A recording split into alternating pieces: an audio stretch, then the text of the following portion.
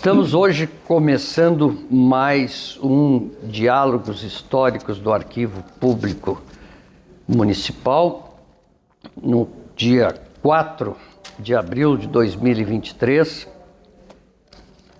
quando eu e o professor William Lacerda Nunes vamos conversar com o Alcir Brito. Professor Alcir Brito, ex-professor, mas sempre professor, sim. Sociólogo Alcir Brito, um homem que veio para Bagé trazer conhecimento, transmitir conhecimento e gerar conhecimentos. Aliás, uma visita que nos fez aqui no arquivo na semana passada,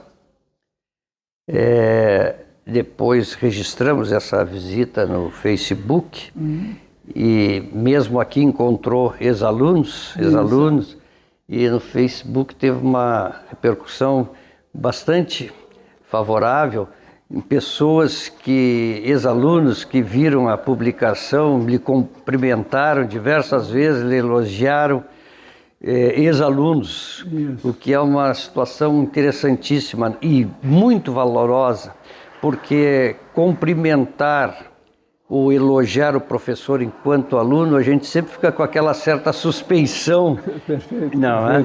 Então, eu acho que tem muito mais valor quando as coisas acontecem passado 10, 20, 30 anos, né? Então, parabéns por essa bagagem, né, que recebesse teus alunos. E então, Alcir, para começar, eu gostaria que tu falasse exatamente um pouco sobre a vida do Alcir Brito antes de chegar em Bagé. Onde nasceste, quando nasceste, como é que foram teus primeiros passos, como é que foi, digamos, a tua infância, como tu te direcionasse para a tua área de conhecimento. Como é que foram as tuas primeiras letras, aonde foram, tiveste irmãos? Quem é o Alcir Brito? Quando nasceu o Alcir Brito? Essa é a pergunta? Essa é a pergunta, Alcir. Do teu amigo de mais de 40 anos. Pois é, isso aí é importante, assim, porque algumas coisas eu imagino que não apagaste, não esqueceu. A nossa amizade é antiga. Com certeza. E isso é um privilégio que se eu dissesse para ti que é coisa que diariamente eu faço, e muitos poderiam achar que é suspeito o que eu vou dizer, mas eu tenho assim uma relação esotérica, que tu conheces também. Eu acho assim que certas entidades espirituais, é bom que a gente se lembre que pode existir alguma coisa acima de nós, melhor do que nós, enfim, por aí afora. Aqueles amigos que passaram, que não estão mais convivendo com nós, que desencarnaram, eles também estão aí. E também tem os amigos que também a gente pode não estar convivendo, vindo todo dia, mas que não diminui nada as ligações. Com certeza. Eu sei que tu é uma pessoa extremamente zelosa com a questão da imodéstia ou da modéstia.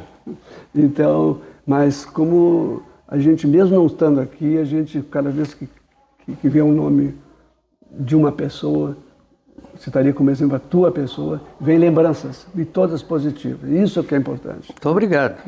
Vem e eu posso prová-las como são significativas. Talvez ainda hoje aconteça. Tenho que fazer, é a história. É a história. Não, Guilherme, é a história que nós vamos ter que respeitar aí, né, Cláudio? Com certeza. Mas tu perguntavas, então, assim, quer dizer, um começo, eu acho que é uma coisa determinante na nossa vida, porque são muito fortes. Eu sou bisneto de fazendeiros de Tapes, né? E o meu bisavô foi um homem que, somado à sua atividade ligada à pecuária, um precursor de muitas coisas, ele era um homem muito inventivo.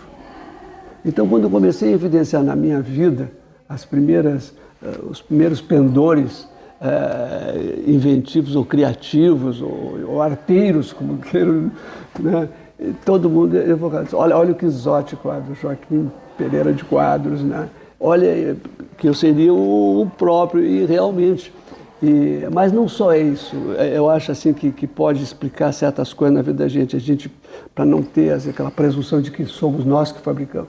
Eu nasci no signo de Gêmeos, eu sou um geminiano.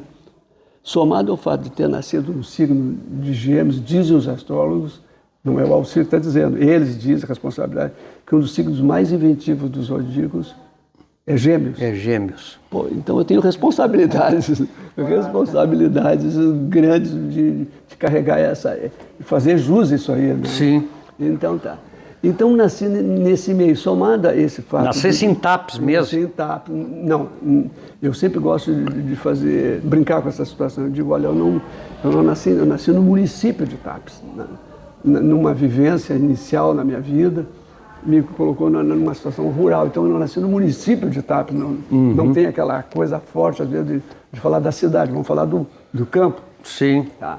Mas uma curta convivência que eu tive, porque eu sairia junto com meu pai, quer dizer, evidentemente, pequeno, mas porque o meu pai fez a primeira experiência, eu sou primogênito, né? E ele estava fazendo a primeira experiência agrícola dele, granjas, e foi quando deu aquela grande seca dos anos 40 lá. Sim. E detonou. E ele disse, a agricultura estou encerrando na minha vida. Encerrou o ciclo da agricultura na vida dele. Aquilo foi traumatizante para ele, e ele foi para o comércio. E parece que teve uma caminhada muito significativa, foram quase 50 anos na atividade comercial, em torno da praça principal de TAPS ali e tal, vivendo, fazendo tudo o que ele gostava e também justificando um pouco da minha vivência que eu tive. Ele era um homem extremamente habilidoso, extremamente, digamos, técnico. Ele, se eu contar as coisas dele, ele tomaria o programa tranquilamente. Pioneiro em várias atividades assim, técnicas. Várias, para épocas, vivendo. Então, tudo isso foi marcando a minha vida, Cláudio. E isso é uma coisa que eu quero assim, dar ênfase, até sociologicamente, como é importante o cuidado com essa coisa de gerar influências. O pessoal subestima isso. O modismo, essa coisa triste que nós estamos vendo nos nossos tempos, sair com roupas rasgadas aí, achando aquilo lindo, divino, maravilhoso, pode ser horroroso e pode ser extremamente lesivo. Essa televisão que nós temos aí, que é uma televisão horrorosa, desculpe eu dizer isso, mas se eu fosse diretor de uma televisão, tu estaria melindrado, mas tu é antítese, está fazendo antítese do que deve ser feito. Alguma coisa está sendo feita na Câmara e está sendo feito aqui no arquivo. E Deus queira que a mídia, a grande mídia, um dia consiga captar isso aí, para a gente melhorar essa televisão que nós temos aí. E isso está gerando influência. Os pais parecem assim que não têm mais relação assim forte com dos filhos. Isso aí é uma perda lamentável, né? Ah, sim, com certeza. É uma perda que não... Nós vamos lembrar de países aí onde as coisas são diferentes e aí os resultados são diferentes. Mas, Cláudio, eu te confesso o seguinte, por mais assim que a minha vida tenha algumas coisas assim que eu diria assim, eu vim mais preparado para trazer para aqueles que tiverem, digamos, oportunidade de ver esse trabalho, esse registro, melhor dizendo, audiovisual, é coisas que tem que ser dita, mostrado o que é importante.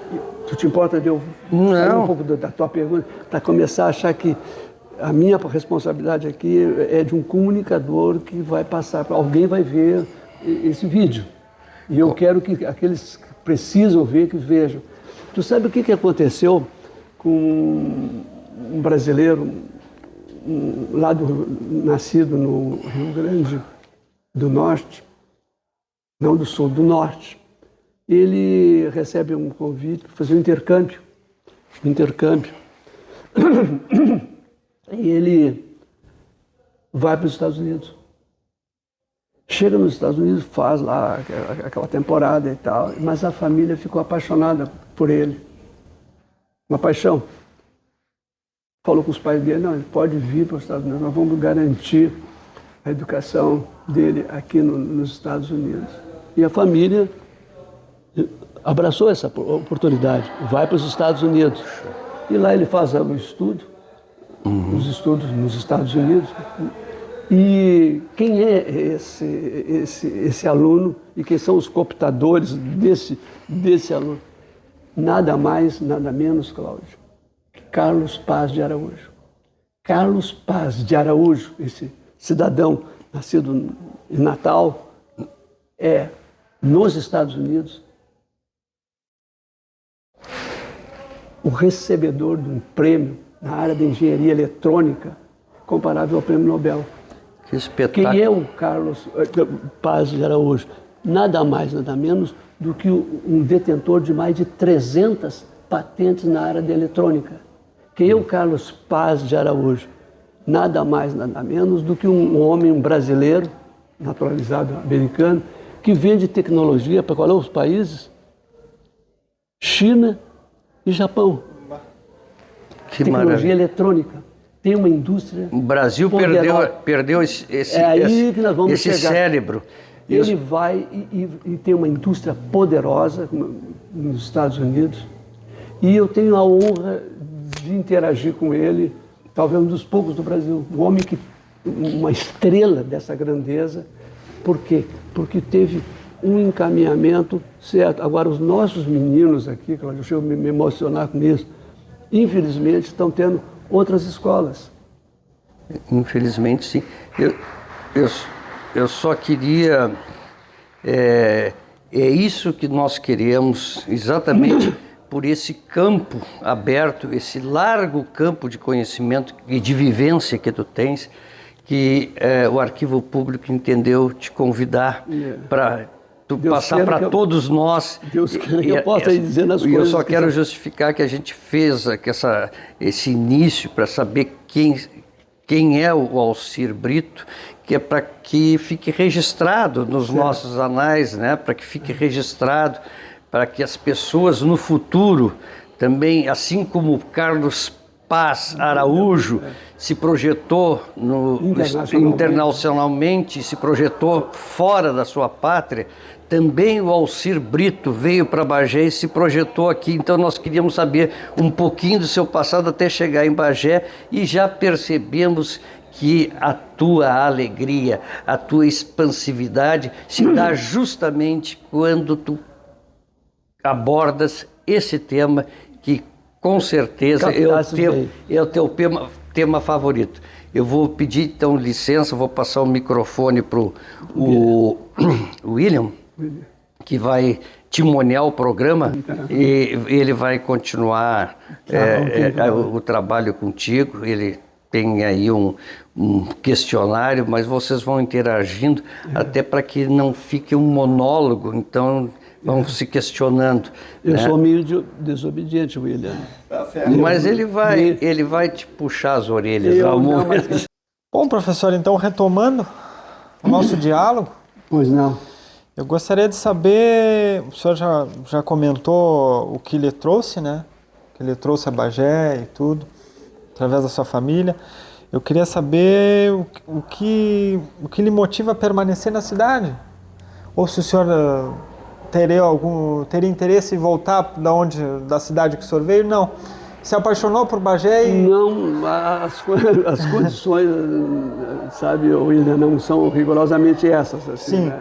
É que a gente é atrelado a uma coisa muito forte, que é a família. Família. A família da minha mulher é uma família de funcionários públicos, de professores universitários, enfim. E aí sempre achou que a melhor coisa do mundo é ser funcionário público. Sim. Eu sempre abominei essa atividade. O meu pai tinha esse pensamento também. Sempre. O meu pai me dizia algo que é inesquecível, que ele tinha a honra de nunca ter sido empregado. Sim. Só que o coração dele ia sucumbir lá pelas tantas, porque, pelo amor de Deus, 50 anos, tu enfrentando todas as crises, Sim. todos os descaminhos da política aí, que reflete, acaba no próprio empresariado. E ele não teve que carregar aí, pobre do coração, né? E é muita responsabilidade também, né? Empregado. Sim. E ele teve esses quase 50 anos, como eu te falei, né? Inclusive com firma em Tapes, localizado em torno da praça, e se manter naquela condição. Não é fácil. Não é fácil. Mas ele... E então é isso aí, eu acho assim que essa coisa da família puxar, quer dizer, como é que eu ia trocar, quer dizer, a minha formação? Eu era noivo aqui de uma bagiense, né?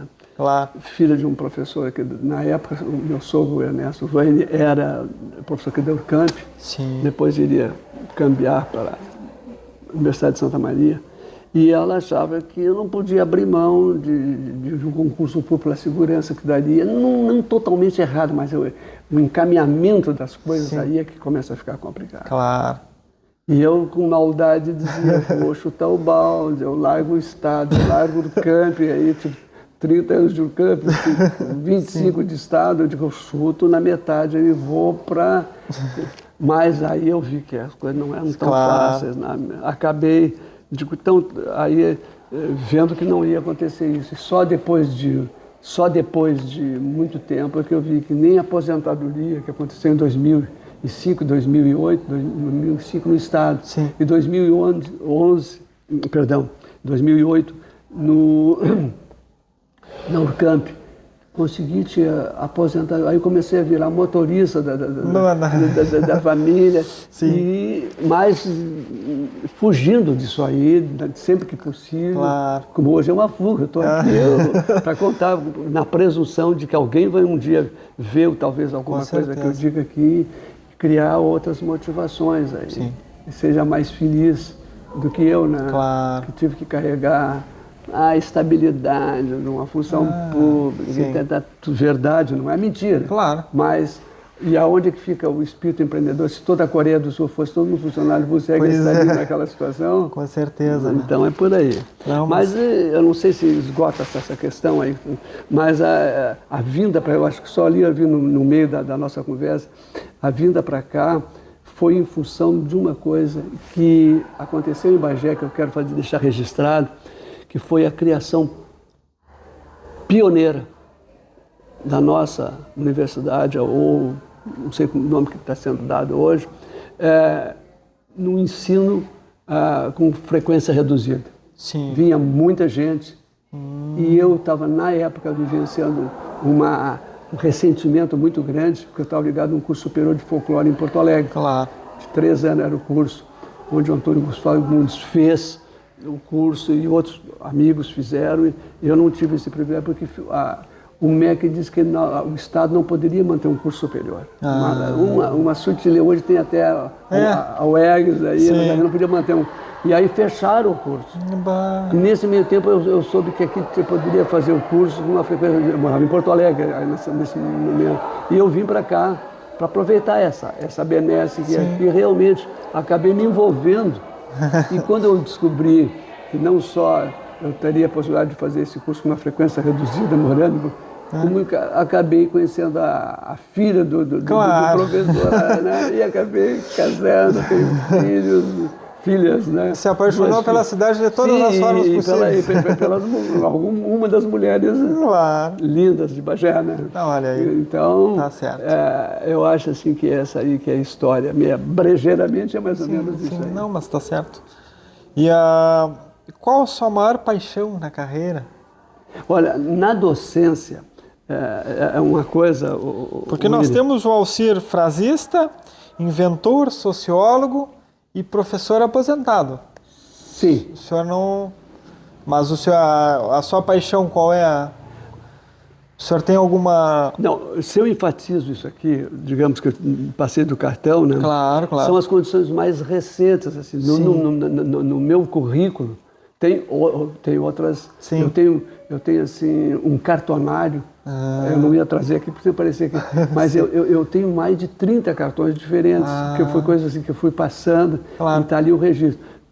por exemplo, aí não aparece, só no verso, ali aparece alguma coisa, por exemplo, a vivência. Eu, antes de ser professor, sociólogo, eu fui piloto de monomotor. Piloto. Tá.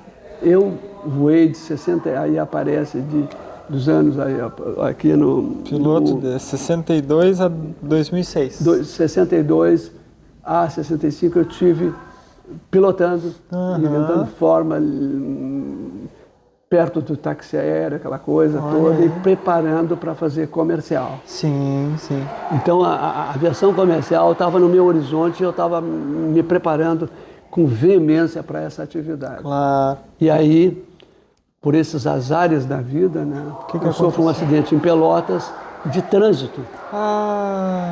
E essa companheira, agora mais recentemente, porque somei duas coisas, alguma sequela do acidente, mas mais a idade, sim, agora me cobrando mais ainda, quer dizer, com mais cuidado para não... Então uma bengala, às vezes, claro, é a proteção que eu tenho para evitar, né? Sim. Então, então a aviação foi essa sim, primeiro. Primeira paixão.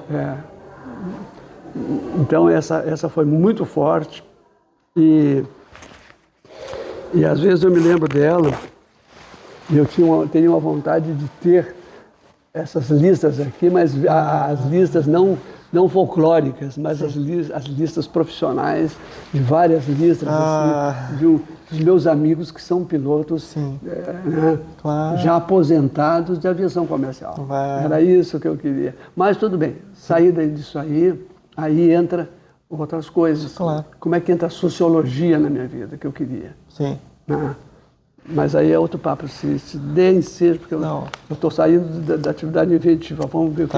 Não, fechamos então a sua primeira paixão da aviação. Aviação. Tá. Agora uma pergunta para o Alcir sociólogo. Sim. Tá?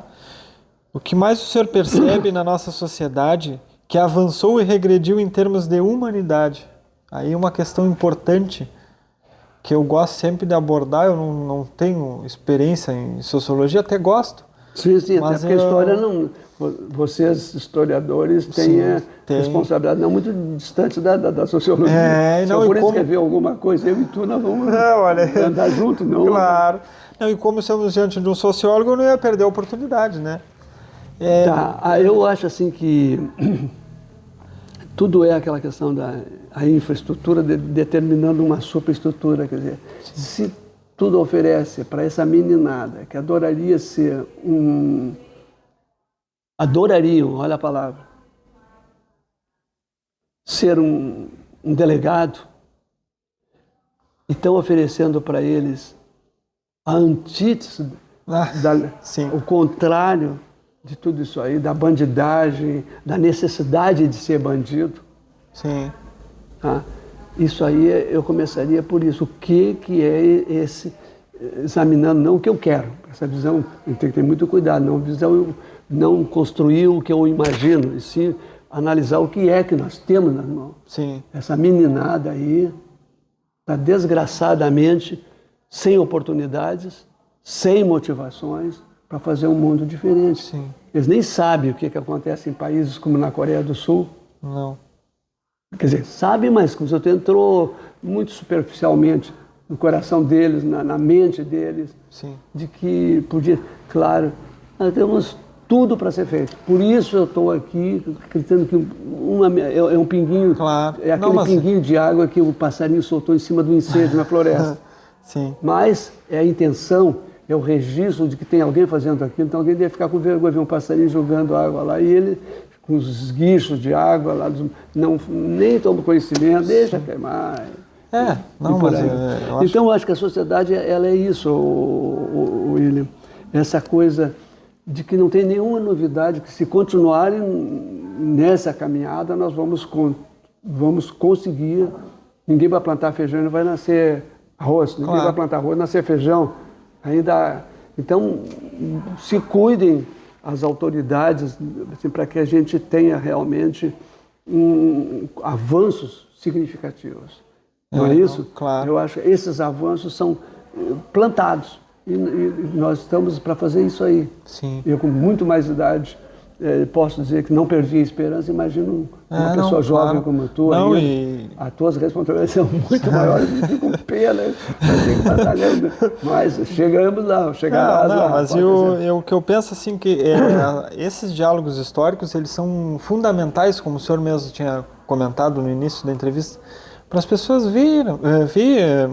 que vejam, né, que aprendam. Tá. Não, mas eu acho que a nossa sociedade, principalmente, tem que ter eu penso que tem que ter um norte, né? Um caminho a ser seguido. Sim, que os jovens, principalmente, escutem uma entrevista agora. Não, né? Exato. Porque é que nem tu falou, né? É um pingo, né? Um passarinho, é um pingo o simbolismo das coisas que vai determinar. Claro. Agora, então, passamos ao Alcir. O termo, não sei se é o correto, inventor. Gostas desse termo? Não gostas. Não. Não gostas. Tu gostas desse termo? Não gosta. Patamos. Deixa eu dizer o seguinte, porque a palavra inventor, primeiro, é uma proposta recente, não é muito antiga, eu sempre disse, o inventor foi extremamente prejudicado pelas construções norte-americanas do Sr. Walt Disney. Olha os personagens. Ah, sim. Um professor lá, um maluquinho, aí o tio Patinhas é bilionário, chama personagem dele, claro. Tudo trocado, em vez de ser mostrado coisa, como é que ele ficou rico, não mostra, mas eu não quero entrar muito nesse assunto. Mas eu quero dizer o seguinte, o inventor é o seguinte, é uma pessoa, primeiro que eu digo sempre, na atividade inventiva, tá, as subidas são muito íngremes e as descidas muito abruptas. Então é uma coisa, tu pode te dar bem e pode te dar mal. Sim. Tá. Se tu tiveres uma atividade inventiva e obter resultados financeiros, se eu perguntar, o que é essa Mercedes está aqui na frente? Não, é do Alcir. Do Alcir, um cara... Como ele conseguiu? Não, cara. Agora, se eu chegar aqui e encostar uma bicicleta aqui na frente do arquivo, é um maluco. Mas não é só o inventor que é maluco. Um cientista é promovido, se ele não ter resultados financeiros do trabalho de pesquisa, ele é um cientista louco. Pior ainda, né? Ser maluco, ser louco. Até conseguir o capital, ele é maluco.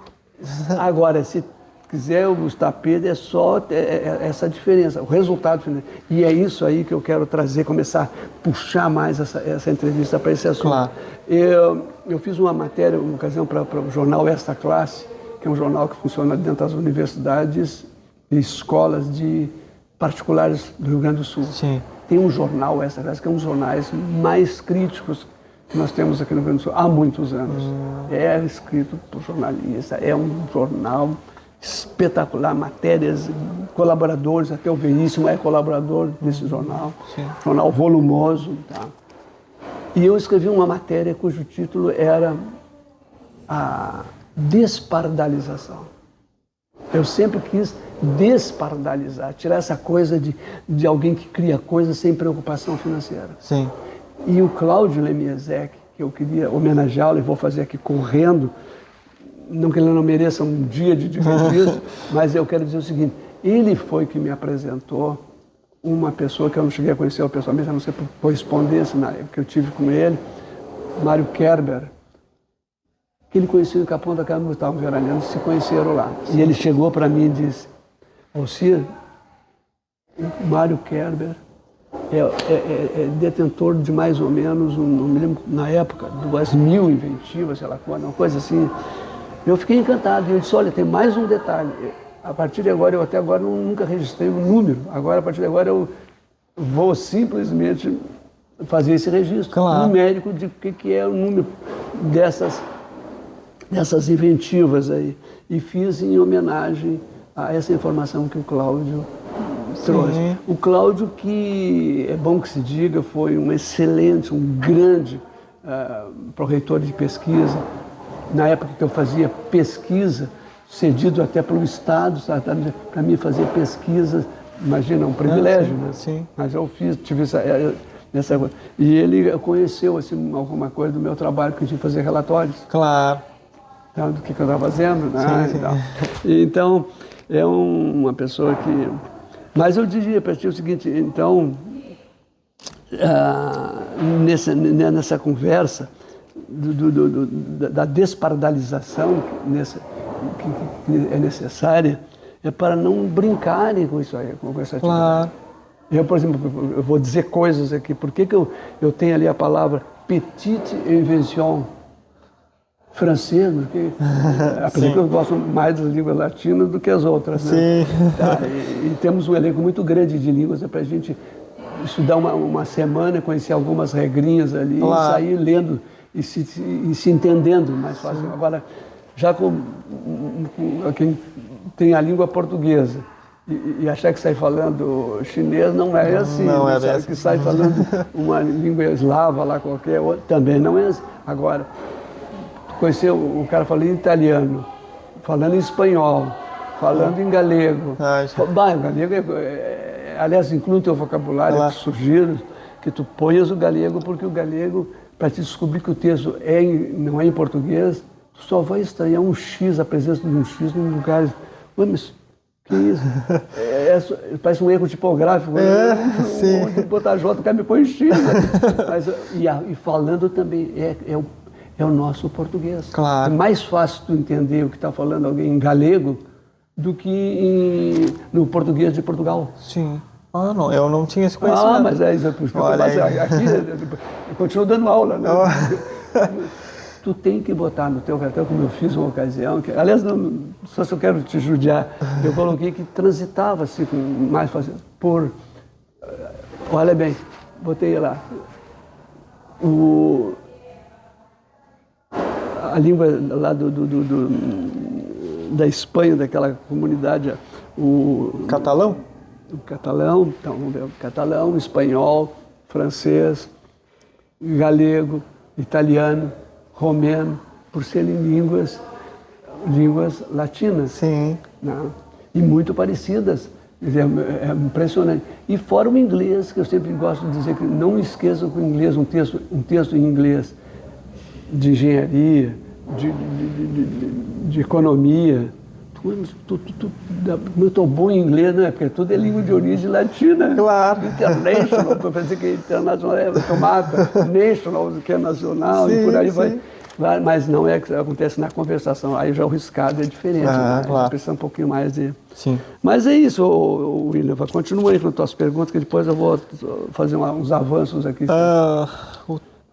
Bom, o senhor não gostas do termo inventor. Mas essa parte, essas inventivas, quem foi a sua inspiração? Eu dizia para o Cláudio aqui, em off, né? Eu acho que eu dizia para ele, que a relação foi, de onde é que veio, né? Veio desde o meu bisavô, que era extremamente, um homem, um fazendeiro, um pioneiro em muitas coisas. Claro. Ele sempre se ganhou notoriedade porque ele fazia as represas, ele fazia cruzamento genético lá naquela época. À frente do seu tempo. Claro. E tinha razoáveis posses na mão, claro. Que possibilitava fazer umas loucuras lá, ele pagava. E sempre deu certo. Às vezes é respeitado por isso, assim. Ele realmente fazia coisas assim, consequências. Eu até brinquei naquela outra entrevista que eu fiz aí para a TV Câmara, dizendo que fazia barragens no tempo de ter dado aqueles problemas, que não arrebentavam, pioneiros, ações maravilhosas, claro. Bem calçados, não tinha essa coisa de ficar arrebentando e criando problemas. O seu bisavó.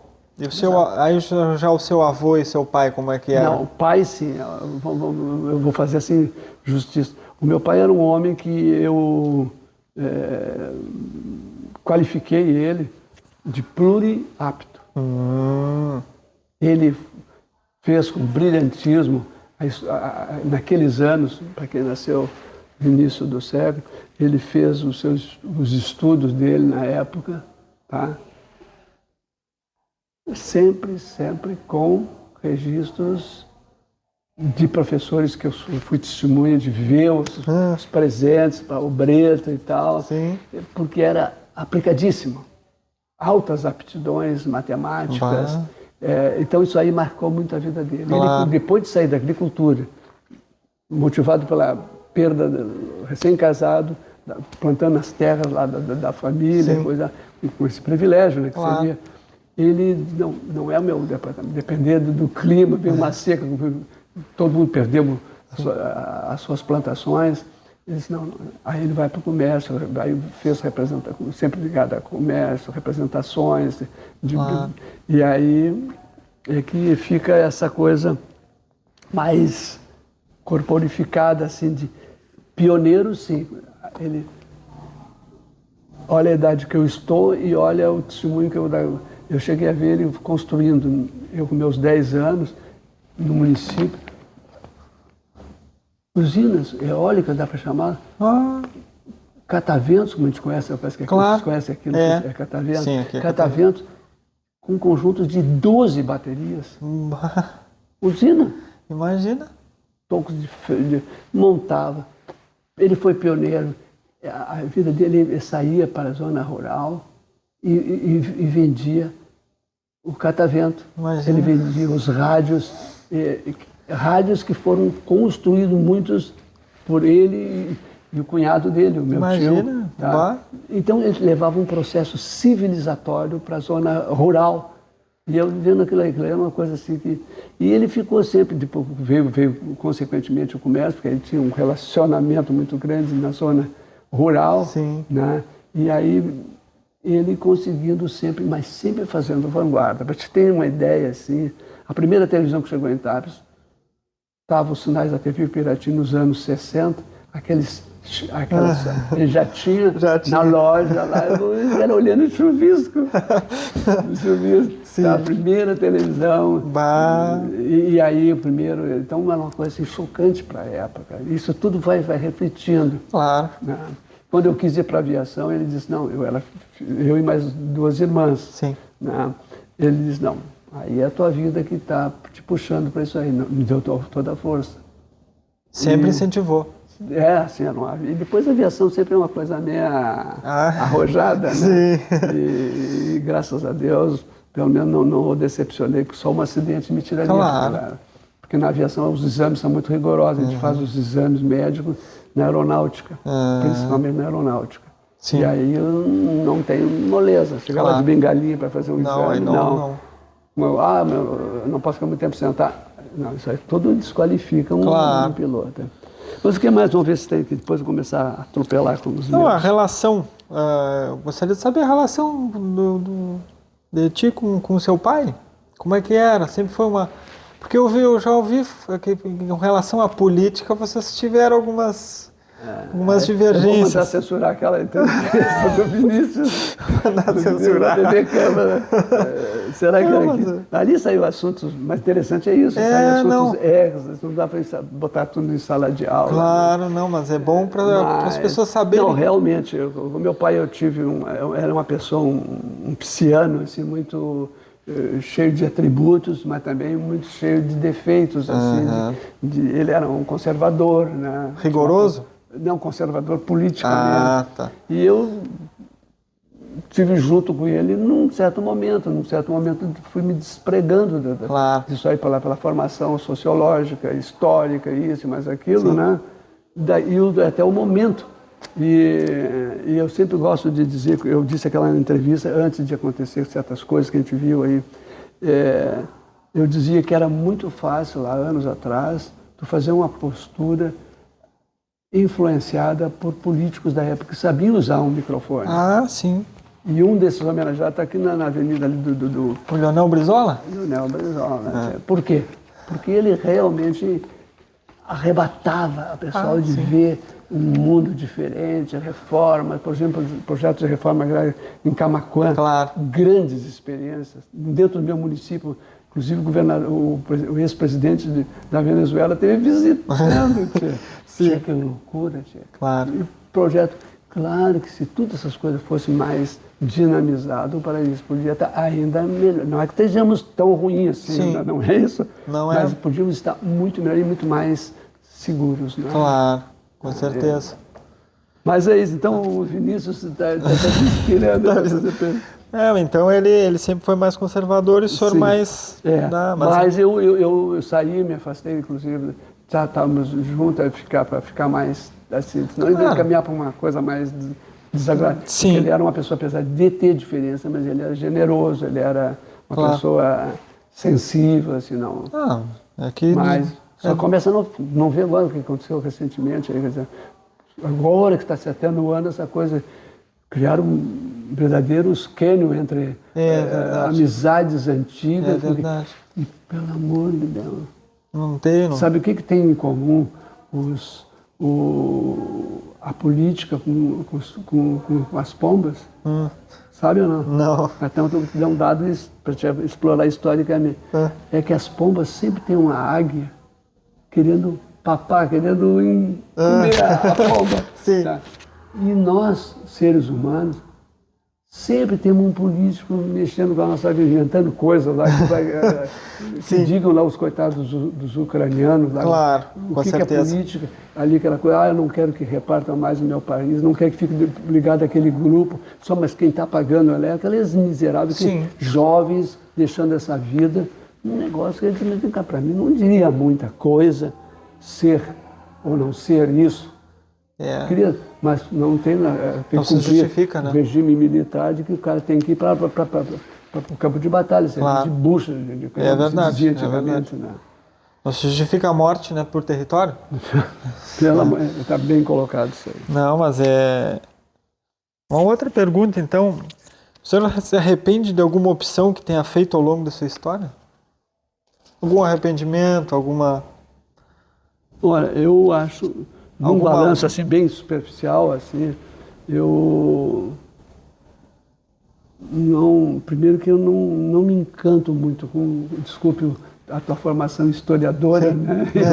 Mas eu também tenho do folclore é pior ainda, porque tu ainda é mais fiel, o folclore é mais fantasioso. Eu acho assim que a minha natureza, vou dizer isso folcloricamente, geminiana, eu não olho para trás. Não olho. Não é a minha natureza. Não. O que está feito, está feito. Procuro pautar minha vida sempre por coisas assim que eu acho que são certas, harmônicas, são coisas, digamos, construtivas do que o contrário. Eu não consigo suportar a televisão hoje, no pé em que está. Né? Claro. É uma necrologia o tempo todo, é a bandidagem, parece que é a única coisa que tem. Cada vez pior, né? E outra coisa, sem um tratamento científico, porque eu sempre disse, eu conversava com o Cláudio aqui no início, eu sempre tive uma certeza de que um marginal, olha bem, ele queria ser delegado, ele não queria ser marginal. Me prova isso, o contrário. Nos brinquedos, mas a vida leva ele para um outro lado. Né? É verdade. Tem tratamento que recebe, por exemplo, no Rio, tu vê São Paulo, o jeito que a polícia já entra dando, meu Deus, do que está vendo na televisão, coisas truculentas, coisas vindo da prova. Tem uma história que a minha esposa ela fez estágio numa escola, numa parte vulnerável aqui da cidade. Sim. E ela comenta sempre, até se emociona, que ela dava aula de biologia, ela se formou em biologia. Sim. E ela via no rosto daqueles jovens ali a vontade de aprender, de conhecer sobre biologia, sobre aquela área ali. Então são jovens que querem não serem bandidos, como agora recém o senhor disse. Provavelmente gostariam de ser delegado ou gostariam de ser professores, só que a sociedade, aquela região onde vivem, encaminham para um outro lugar. Não tem opções. Não tem opções, né? Fecharam as portas, fecharam as... A sociedade já vê com outros olhos, né? A luta social tem sido cada vez mais evidente, e isso levará às transformações necessárias da nossa sociedade? O que o senhor acha? Quer me repetir a pergunta, porque eu estou achando que não vou concordar com isso. Não, a luta social Sim. tem sido cada vez mais evidente. Isso levará às transformações necessárias da nossa sociedade? As lutas sociais. Às vezes até o que o senhor comentou da nosso Canyon, que está se... Momentaneamente foi criado e está se atenuando um pouco. Sim. Não, O senhor acha que isso aí leva para alguma evolução? olha, evolutivamente eu acho que nós temos que ser cada vez menos bárbaros, né? Sim. Temos que sonhar talvez com isso, se não for a verdade, temos que visualizar, criar coisas, se não estão criadas, a gente tem poder de criação. Claro. Né? Depende assim como tu cai no descaminho, no negativo, tu também caminha por isso que eu dizia do início, tu tem que direcionar as coisas para não descambar, né? Claro, sempre tem que ter um norte, não? Um sonho. Um sonho, exatamente, Aí, uma pergunta que talvez é um pouco mais íntima, fazendo parte da família Wayne, o que mais se identifica com essa família tão importante para a história bagéense? O senhor é casado com uma Wayne, né? Sim. O que o senhor se encaixa em que pontos eu dessa não família? posso esquecer uma passagem, é uma homenagem aí ao meu querido sogro, Sim. o Ernesto Wayne. Ele, quando colocou um quadro verde, o nome dele, ele era um ariano. Uhum. Como é a minha mulher, sabe mandar, sabe pedir, sabe negar, sim. Né? Tem que fazer assim. Né? E ele, na aula, com a reputação de ser um grande professor, e realmente um cara muito bem escorado já do pai, já da família, porque precedendo o pai dele, o seu Pedro, o meu sogro tem toda uma família, que eu tive o prazer, inclusive, durante uma feira do livro, em que um dos filhos do seu Pedro, o Ramon, foi o patrono da Feira do Livro. Uhum. E como todo mundo achava que em Bagé estava havendo muita paparicação, muita inverdade, até poderia imaginar assim, o que eu fiz? Eu coloquei na entrada da Feira do Livro, na Praça dos Esportes, a capa de todos os livros da família Wayne e Wayne. Porque a grafia de Wayne é Wayne, é inglesa. É Wayne. Agora, do pai do seu Pedro, era germânica. Aquele W-E-Y-N-E. Como o alemão tem o som de V, Wayne. Wayne eram aqueles que tinham sido, como é que eu vou dizer assim, modificado a palavra, porque aqueles ingleses que são de origem não suportavam chegar, imagina, Wayne, o cara chegar assim, Wayne, o sotaque no Wayne, hoje mudou. E o seu Pedro, por ser muito ativo, simplesmente retomou a grafia. Quis a maldição, e continuar, estamos chamando uma palavra, parece que o cara não sabe nada de inglês, chamando seu Wayne, eu já vi, trancando assim, Wayne, seria Wayne, né? Aqueles caras não sabem inglês. E eu não digo. E a minha neta também não diz, né? Que essa é a grafia, essa é a pronúncia, fica chato, deselegante, né? Claro. Mas é por aí a coisa. Mas a família me trouxe, voltando ao seu Ernesto, essa grafia remeteu a um primeiro contato com ele. Eu digo, não, estou lhe perguntando se o senhor tem parentesco com Pedro. Né? Aí eu toquei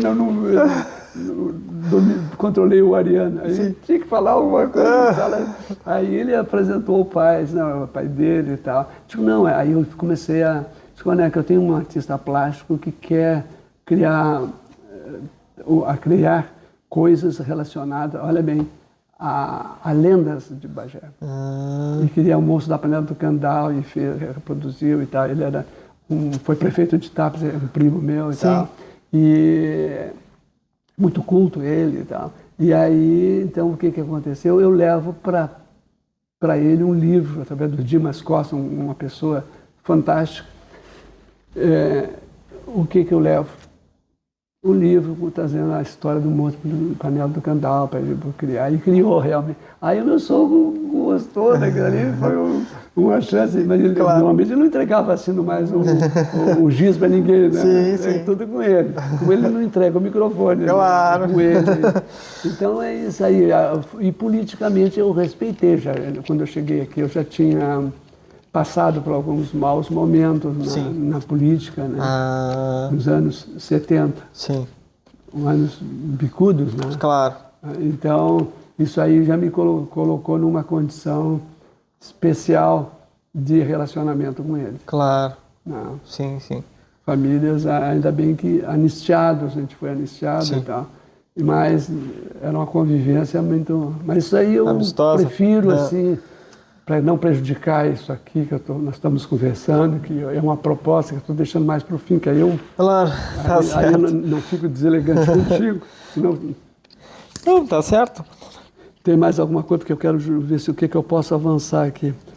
Não, eu vou deixar agora a cargo de... Eu queria, William, trazer alguns relatos aí que eu comecei a fazer, mas foi ainda em off aí, né, com o Cláudio, a figura do Carlos Paz de Araújo. Sim. Esse, eu acho que valeria a pena, né? Claro, com certeza. Se eu estou retomando, mil vezes a gente fazer isso. Carlos Paz de Araújo é um cidadão que jovem vai para os Estados Unidos, faz um intercâmbio lá, numa residência, e a família se apaixonou por ele e propôs aos pais dele que ele ia para os Estados Unidos para estudar nos Estados Unidos. E ele vai para os Estados Unidos, faz graduação lá, faz um curso superior de engenharia eletrônica e se torna uma das figuras mais respeitadas nos Estados Unidos pelo lado inventivo. Ganhou um prêmio na área de engenharia eletrônica comparável ao prêmio Nobel. Imagina. Ele tem um elenco de, parece que mais de 300 patentes de invenção. Tem uma indústria poderosa de componentes vitais ainda para o futuro na área da informática. Um brasileiro, né? Brasileiro, naturalizado americano. Sim. Os americanos, como é que eu vou dizer, tem alguma coisa a oferecer para esses que poderiam estar lá, sei lá, fazendo o que em Natal, né? Claro. Conseguiram. E isso é um assunto muito, muito, muito sério, que é como criar motivações diferentes. Nós não podemos nos acomodar. Nós temos que ser maior. Por exemplo, eu tenho que ser maior que Bagé, se eu estou morando aqui. Claro. Ou a menor. O que soma? Não soma nada. Não soma nada. Deus queira que isso aqui nós estamos conversando, que alguém goste, alguém ache com que certeza, tem alguma coisa.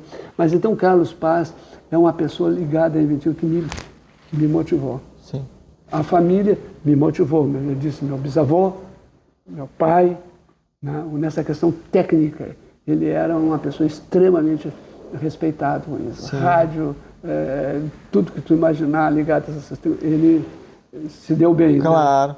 Né? Então isso aí realmente me emociona de lembrar, que Deus queira que essas retumbâncias cheguem lá nos planos onde eles estão, sendo que eu sou agradecido. Né? Com certeza. Mas eu queria então dizer o seguinte para ti, por que essa expressão petite invention? Por que esse anglicismo aqui? É o seguinte, porque tu olha a palavra petite, tu não vai botar aqui, ó, small invention, aí já tem o que é small, sei lá o que, tá, deixa para lá. Então, tirei, e o contexto é o seguinte, tu vai encontrar na internet exemplos de petite invention. São invenções pequenas, não, cara, imagina para um Carlos Paz de Araújo, que eu tenho mais de 3.500, mas é tudo tecnologia semelhante a dele. Sim. E outra coisa, os perigos, digo sempre, eu brinco com a minha mulher, eu estou divulgando isso com cuidado, senão daqui a pouco pego aí um maluquinho e acha que eu sou um milionário, né? Pô, esse cara tem isso aqui, licenciou tudo isso aí, está nadando no ouro, pô, aí eu vou apanhar para você achar que eu sou mentirão. Mas, muito bem, aqui fala uma coisa no meu cartão, não sei se tu te lembra aí, no verso, ali, exibidor de livros centimetrados e polegarizados. Isso eu gostaria de saber. Essa tecnologia É a teologia mais, como é que eu vou dizer, complexa, mais cheia de desdobramentos, são esses livros centimetrados ou polegarizados. Vamos dizer, pegar os centimetrados. Tá. Eles já tiveram outros nomes, livros alfanuméricos. Por que alfanumérico? Eu tirei isso porque para mim incompreensível. Claro. Mas eles eram porque eles eram alfabetados, tinham detalhes, os livros, eles eram dentro da orelha do livro, letras e números aqui. E aí tirei esse nome, muita gente conhece por alfanumérico, eu não falo mais. E aí são livros centimetrados. Ou, se for no caso inglês, um livro no autor, botar aí inclusive o sistema que está mais familiarizado que o sistema de polegar. De polegadas, sim. centímetros. Que é muito bem. Eu previ isso, né, porque os livros centimetrados, eles tinham de 4 em 4 centímetros, eles tinham uma letra. A, B, C, D, tá. Aquilo é pensando em pegar um parágrafo na hora, porque a técnica para lidar para conviver com os livros é tu saber em 5 minutos como é que funciona. Claro. Eu te dou assim, ó, 2 informações, páginas de um livro, e te dou a profundidade onde está ali a informação que eu estou buscando que tu me tragas. Eu estou querendo exibir um livro. Sim. Eu digo assim, qual é a parte mais importante de um computador, por exemplo? Estou dizendo, não sou dessa área. Claro. Não, vê aí na página 13.7. O que ele faz? Não, primeiro que às vezes eu faço ele ir primeiro para a página 13.7, ficar ali olhando, e ele vê o que eu estou perguntando. Sim. E aí tem uma mãe que eu não vou tornar muito pública, assim. A gente não pode publicar. Claro. Aí tu chega naquele local rapidamente. E quando é numa outra língua, eu tenho livros que estão em francês, tenho em espanhol, tenho francês, espanhol e inglês. Sim. Tá? Aí tu chega a entender até vendo o que está escrito em português, uma pergunta em francês, uma pergunta em espanhol, uma pergunta em... Tu chega a matar a resposta, porque tu vê um desencadeamento da pergunta. É uma coisa que eu trabalhei à exaustão, isso aí. Claro. Tá? Desde 75. Mas imagina. Livros lançados já com detalhes alfanuméricos no próprio livro em 85, 30 e tantos anos. Imagina. Então isso é uma coisa assim que me deu grandes e continua me dando grandes alegrias. Claro que eu não tive ainda, na URGS eu fiz dois cursos de pós-graduação lá na URGS e fiquei muito honrado, por exemplo, na biblioteca da URGS.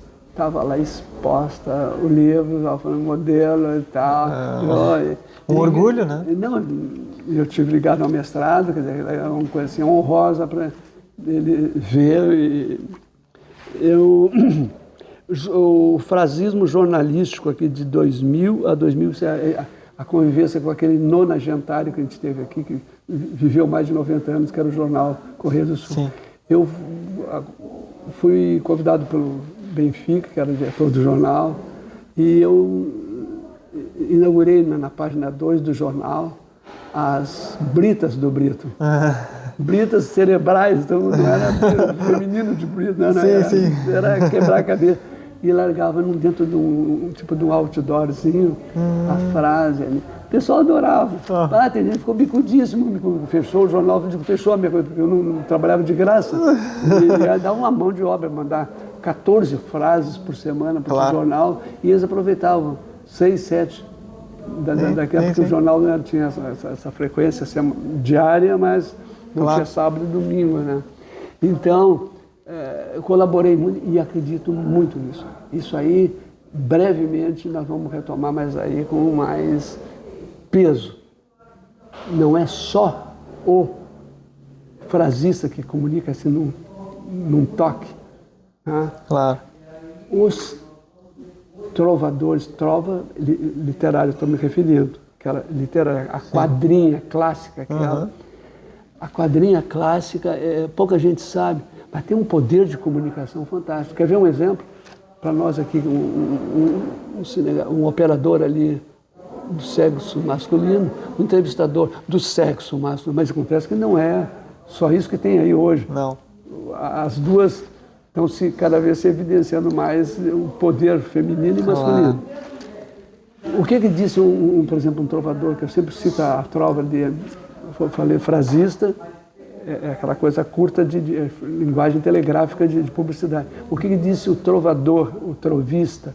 Ele disse assim, um exemplo, homem casado que sai à rua para olhar a mulher alheia, não me esqueça que para os outros a sua mulher nunca é feia.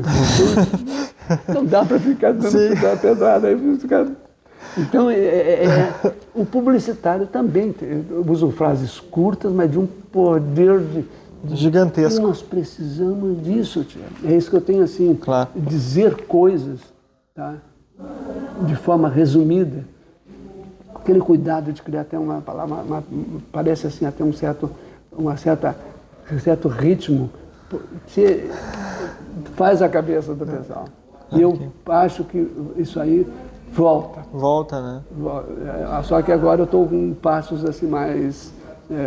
eu acho que eu devo me juntar com os trovadores, com publicitários e tal, para fazer isso. Por isso que eu estou dando ênfase ali no cartão, a condição de frasista. Frasista jornalístico. Eu tenho mais de 1000 colaboradores, eu acho que não é pouca coisa. Não. Para tirar a temperatura do...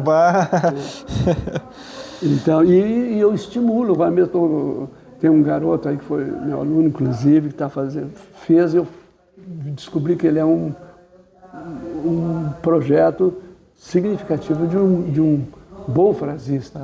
Só que ainda tem aquele negócio, na atividade inventiva, eu quero dizer isso aí, antes da gente encerrar o programa, aqui o trabalho, que no trovismo, no próprio frasismo, existe uma coisa na atividade inventiva que é tenebrosa. Tudo que é coisa graciosa acaba te dando tristeza depois. Tu não pode brincar muito com... Tem um jornal para dizer coisa, não pode dizer qualquer coisa.